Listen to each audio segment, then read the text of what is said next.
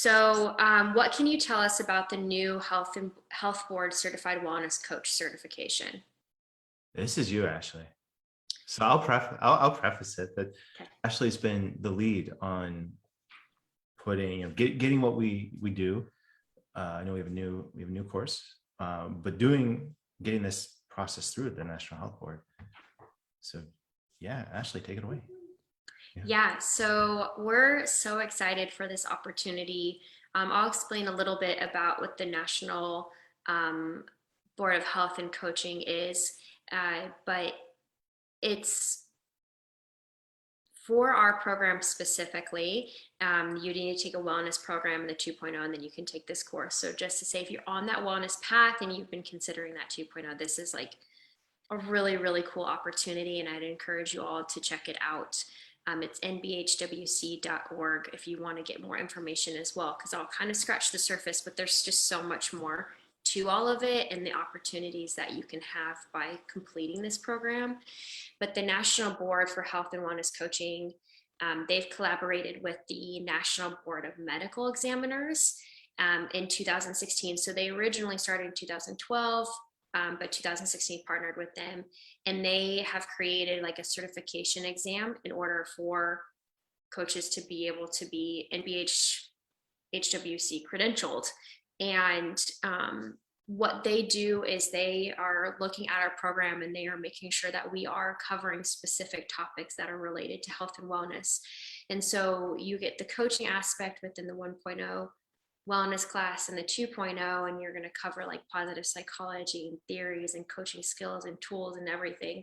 And then in the health and wellness coaching class, the third class, it's a 16-week class, and this will cover coaching as well. There will be that a lot of times. So if you've taken our program, you know that experience of putting into action the tools and the things that you're learning hands-on in class.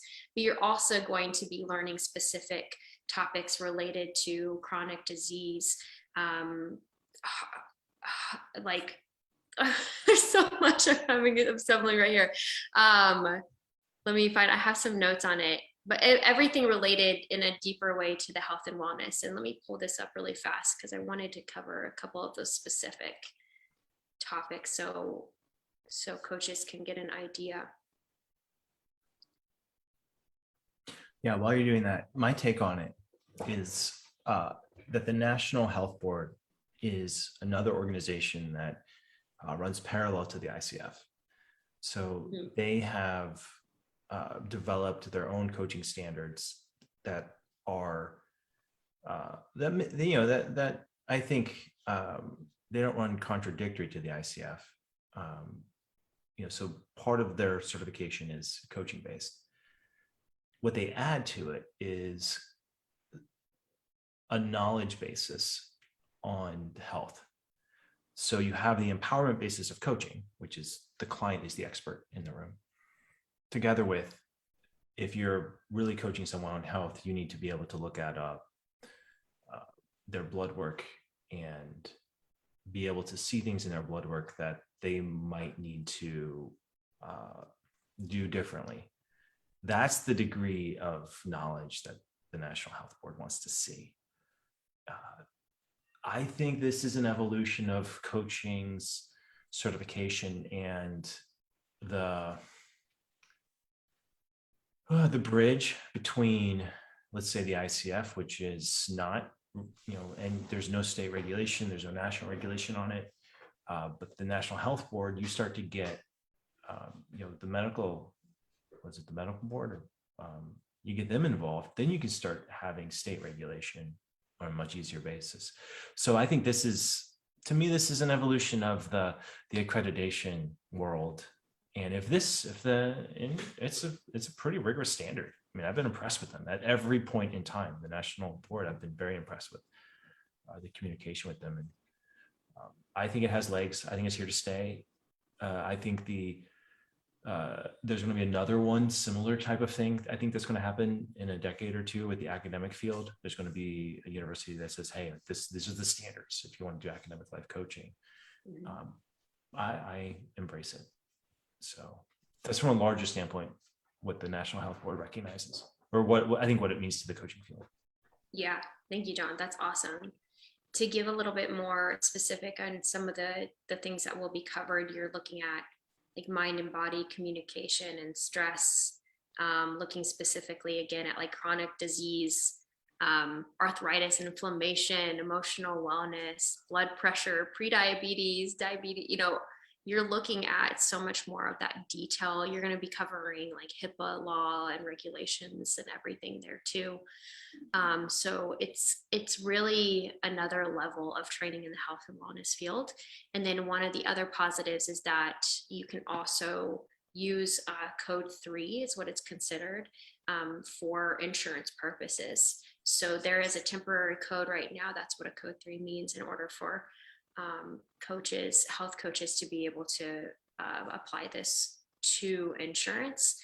And again, there's so much more information on this, but what this allows and really does is it provides a couple of really big things. And I think it's really monumental in the health coaching industry for us to be able to bring insurance into it. And so it's going to be really giving an increased recognition for health coaches. So I think it really is going to help those that are going into the health coaching field to be able to solidify and verify like their professionalism as a coach.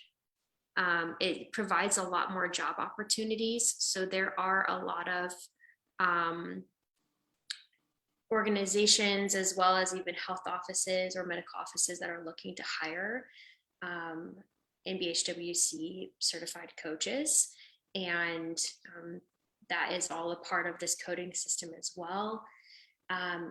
It's going to provide even more increased services. So what's happening with the insurance and coding system right now is the VA and the medical board is looking at how health coaching and insurance is being used, and it can grow from here. So this just went into effect in 2020, in January 2020. So there's a lot more to even come from that.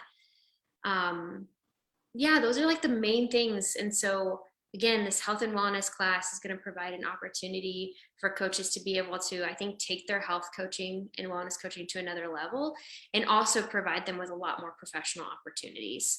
And I think be ahead of the game, because since this is new too and just came in 2020, I think there's a lot more to roll out, like you're mentioning, and even more specifically just within the health and wellness field. This is becoming the standard in the health and wellness field. This is the highest standard that's there from an organization standpoint. Getting the organization through the health and wellness board is about twice as hard as the ICF. And I mean, that's you've been doing the heavy lifting on that. Learned a lot. I'm learning so much. It's been good. I feel like my education in health and wellness has gone up from this too. Looking at it and being involved in curriculum development, looking at the aspects of how do you balance. Let's say you do have knowledge, like medical knowledge. How do you balance that in a coaching session? That's a very important question to answer, because that knowledge basis does make the empowerment basis more challenging. But if you can do it well, you open up whole new possibilities for clients to get a very specific kind of support that empowers them at the same time, gives them useful knowledge. That's the ideal. So yeah. I think this is all moving in a great direction.